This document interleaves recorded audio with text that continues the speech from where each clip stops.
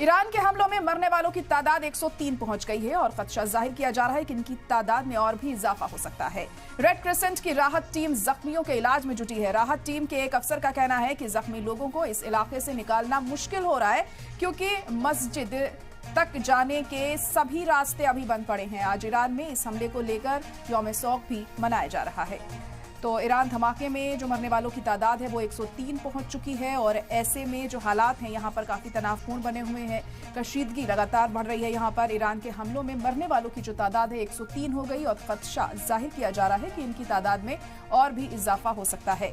Red crescent की राहत team जख्मियों के इलाज में जुटी हुई है। राहत टीम के एक अफसर का कहना है कि जख्मी लोगों को इस इलाके से निकालना काफी मुश्किल हो रहा है।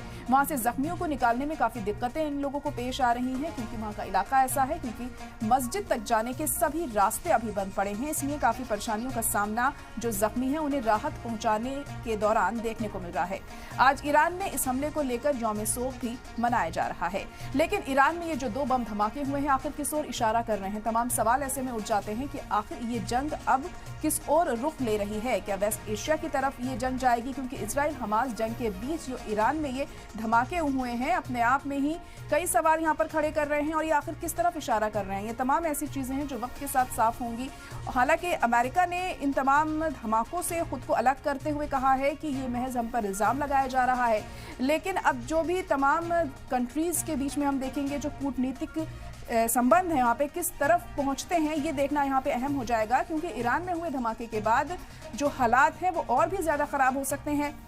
एक तरफ जहां लगातार ये कोशिश की जा रही थी कि इजराइल हमास की जो जंग है उस पर लगाम लगाई जाए, लेकिन इसी बीच में ये जो ईरान में धमाके हुए हैं आखिर ये इस जंग का रुख किस ओर करेंगे ये देखने वाली बात होगी। तो ईरान के हमलों में मरने वालों की तादाद जो है वो 103 पहुंच गई है और खदशा जाहिर किया जा रहा है कि इनकी तादाद में और भी ज्यादा इजाफा हो सकता है। हालात वहां पर और भी ज्यादा खराब हो सकते हैं और रेड क्रिसेंट की जो राहत टीम है जो जख्मियों को मदद पहुंचा रही है उनकी हेल्प कर रही है उसे भी काफी दिक्कतें इस दौरान पेश आ रही हैं क्योंकि राहत टीम को के जो एक अफसर हैं उनका कहना है कि जो जख्मी लोग हैं इस इलाके से उनका निकलना मुश्किल हो रहा है क्योंकि मस्जिद तक जाने के सभी रास्ते अभी बंद पड़े हैं।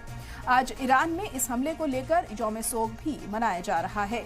तो ये जो तमाम हालात इस वक्त बने हुए हैं यहाँ पर किस तरफ ये इशारा करते हैं, किस ओर इनका रुख है, ये बहुत अहम यहाँ पर ये देखना हो जाता है क्योंकि इजराइल हमास की जंग भी थमने का नाम नहीं ले रही है और लगातार जो ईरान की तरफ से कहा जा रहा है वो ये कहा जा रहा है कि इन धमाकों के पीछे अमेरिका और इजराइल का हाथ है।